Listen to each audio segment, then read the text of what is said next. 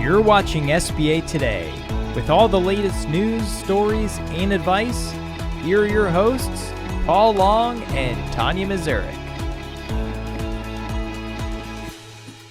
Good day! Welcome to SBA Today for the week of September 9th, where our motto is likely helpful, definitely entertaining. Good morning, Tonya. What are we talking about today? Good morning, Paul. Holy moly, man. I think I need a caffeine, or you've had a little too many caffeines with that. Good morning. Unfortunately, I haven't, which is weird. Got it. Okay, Paul. Well, today we're going to talk, obviously, small businesses with idle debt have difficulties getting the financing they need. No kidding. SBA to host the third annual Small Business Cyber Summit during Cybersecurity Awareness Month. And we're going to have a little bit of a discussion on how to know if your lender or borrower is lying to you. Isn't it if they look up to the left? Or Right. We're not going to go on that deep. Yeah, something like that. So, yeah. Anyway, but first, I wanted to kind of just have a little discussion on the golf game. And you know me, I mean, I'm just kind of chatting here. So, I mean, I'm going to go all over the place, but I don't care. Anyway, so couple of things. One, I was at the BMW Championship and so thankful I was invited to go. I was in the nice suites on the 18th hole. So I got to see all kinds of amazing things on Saturday of the championship. Anyway, one of the things that I wanted to talk about, though, is golf in general and how golf, it's a gentleman's game. And no, I'm not going to go into the whole woman-man thing or anything like that.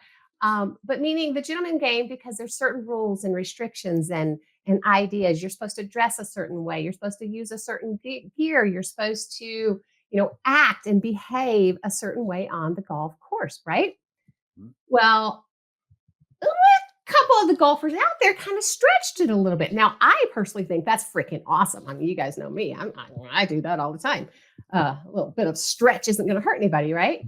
But there was one that had on pants that were a little baggy, right? And then there was another that might have had on pants that, had the cinch around the ankle. and I'm not going to name names. I'm not doing that. But it was funny because a couple of the suites next to us, man, I just heard immediately they were just chatting about the pants and what these guys were wearing.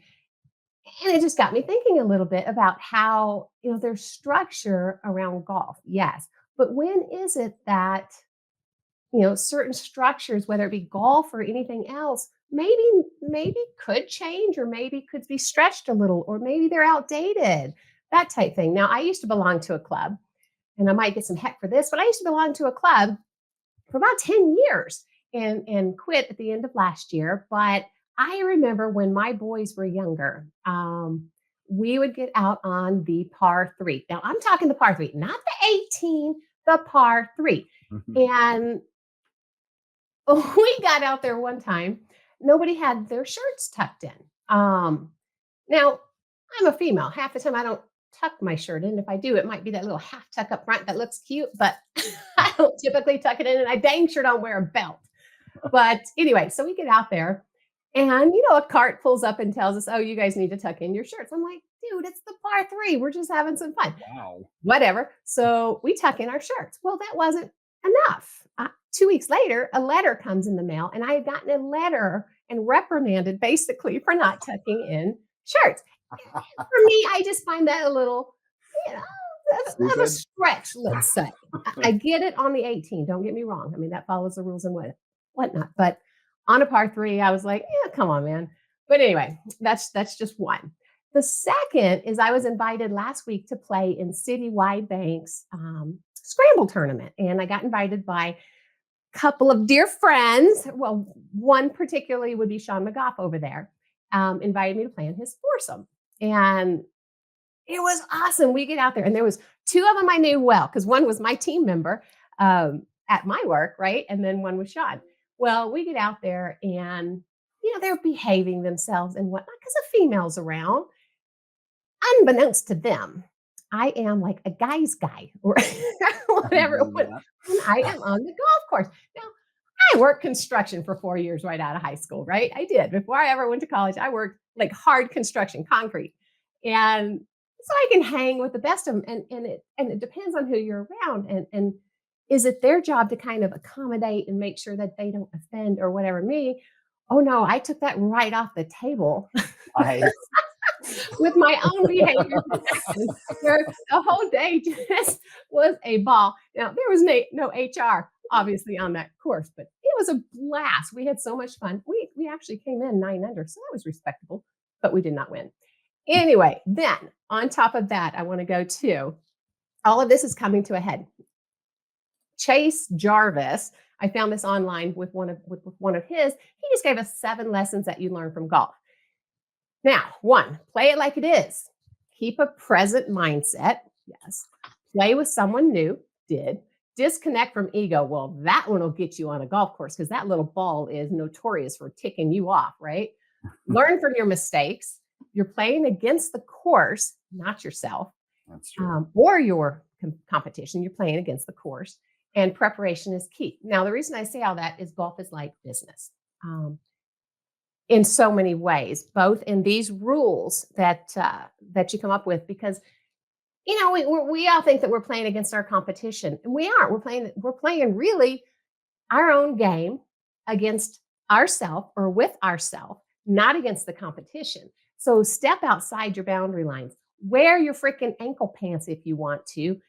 Do something new. Play with someone new. Stretch yourself to a limit because the competition isn't your competition. Where you're trying to reach is actually your competition. So anyway, I just thought that was a fun little thing for golf. That's interesting. Interesting. So I guess I can't wear yoga pants to the golf course. Is that what you're saying? Well, not my previous golf course. Heck no, No man. kidding. They Good might Lord. drag me off. No, I'm teasing. It's not quite that bad. I just thought that one was like kind of a little bit crazy. That is interesting. Yeah.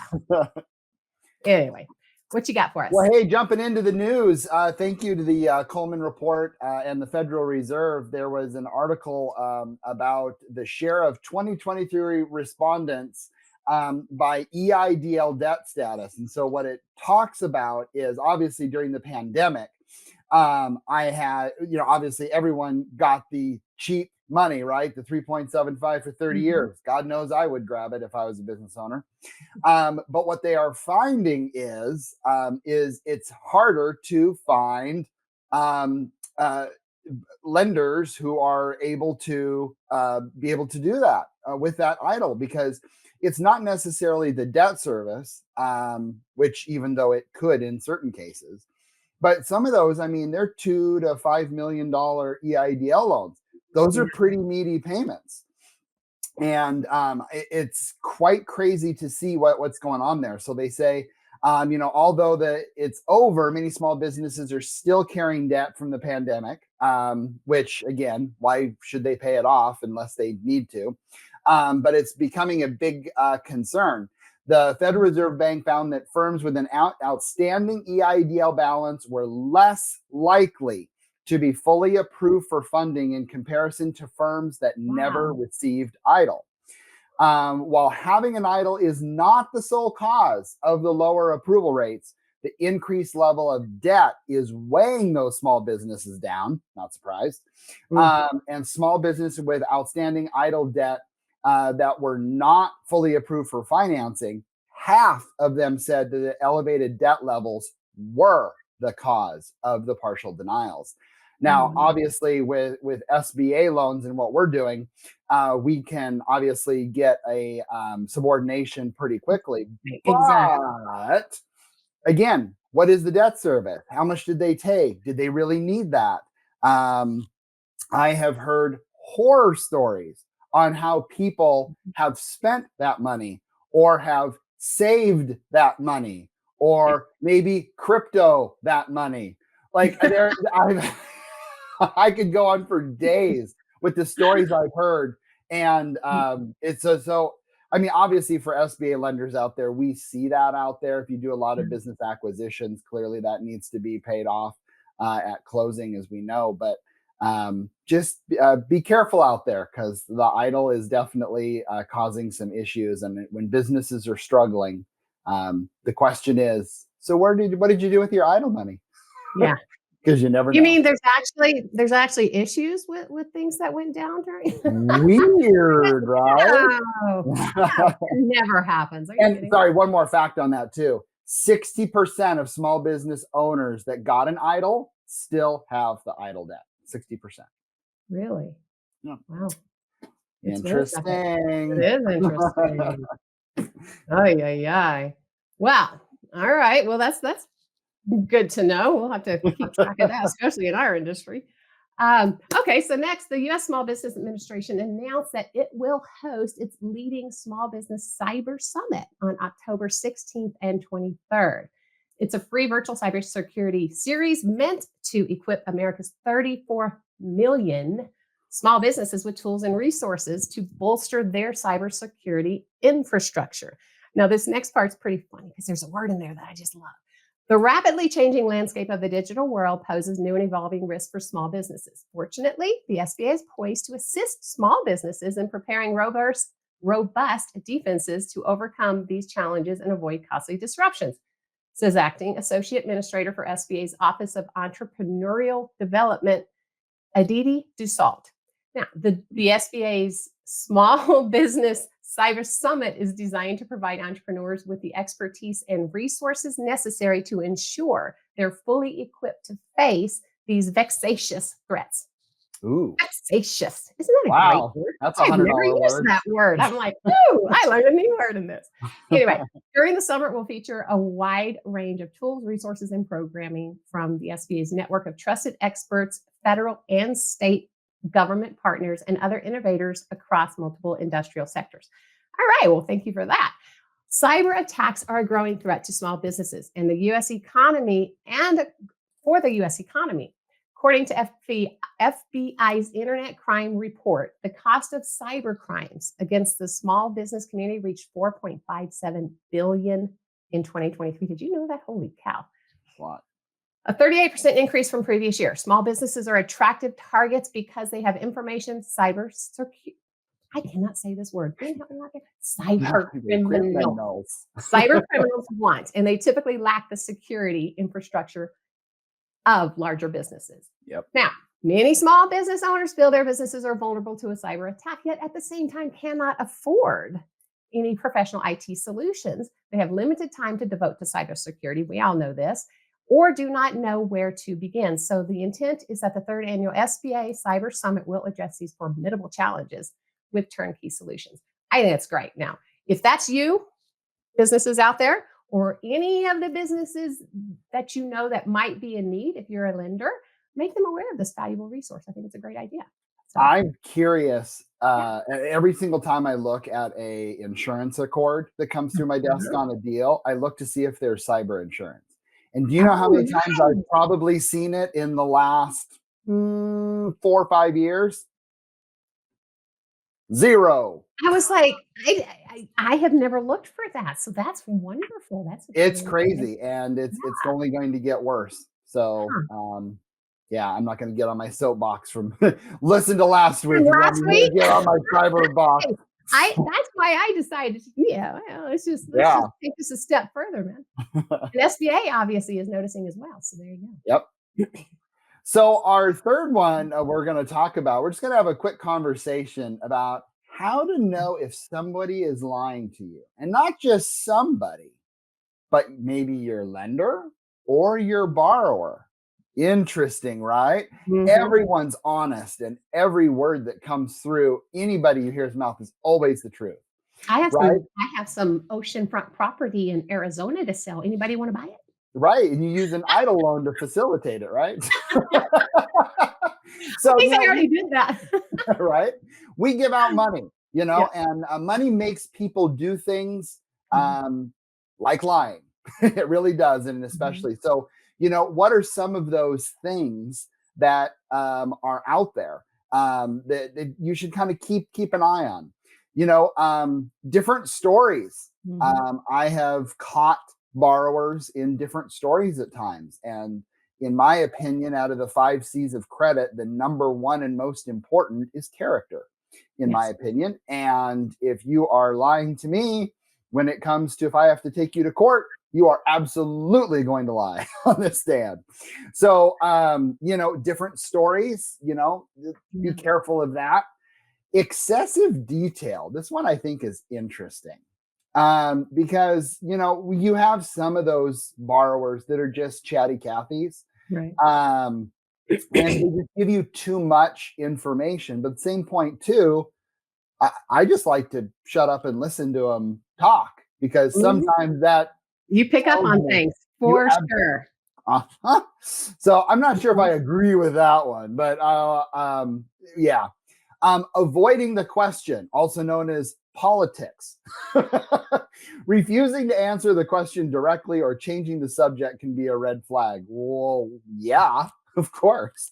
Have you ever had that happen, Tonya? I'm Never. sure. Never. No. All of my borrowers across the Right. board, the entire time I've ever given a loan out, none have lied to me. Repetition. Repeating the same phrase or story multiple times might indicate they're trying to convince themselves of it. Interesting. Defensiveness. Woohoo! I love that one. So, of course, we do annual reviews. Sorry, quick side story. We do annual reviews, and on one of our restaurants that we have, we pull up every county has their own reporting. Are you excellent or okay or great or based on your last food service review? So we look those up, and it's really important. And one had need improvement. And so we reached out to the borrower and asked, hey, what's going on with this? Their response was, we're handling it. Click. Oh, character. Okay. Good to know. So defensiveness, it was one. Well, and that goes across the board. I think that goes both ways, but definitely with your borrowers. And I tell my team this all the time, how people act with you and brokers or anybody up front, how they act with you in the beginning before they've ever gotten a loan is the best they will ever be to you. That is correct. So if they're an a-hole at the front, you got it. It's going to be bad. It's going to be bad. So, last but not least, blaming others. Good Lord, if you have children. Personal responsibility, peeps. Shifting blame into somebody else. Avoid taking responsibility. Yeah. So just kind of an interesting thing that I wanted to run by there, because I guarantee you we are lied to so many times a day. And here is a fun fact that I actually learned when I was doing my banking school. The average person lies 26 times a day. Holy moly. Right. So then liars do 260 times a day. Right. So there we go.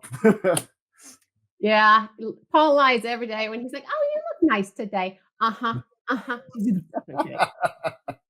All right. Well, thank you. That was a fun one, actually, because it's absolutely true. And you can take that across the board, whether it be personal or business. But anyway, if you want the news as soon as it breaks, you can watch it here and or on YouTube. Or I guess LinkedIn or YouTube. And if you're ridiculously busy, you can pick it up on any of the platforms where you get or any of the streaming platforms where you get your podcasts. If you've got something for us to talk about, we'd love to hear from you. Either message Paul or I on LinkedIn and or shoot us an email at sbatoday@artofsba.com. And last but not least, if you're a passionate SBA professional, don't forget to check out the other family podcasts that we have, the BDO Show and the Art of SBA Lending. And that's it for us here on SBA Today. You go make it a great day. See you later.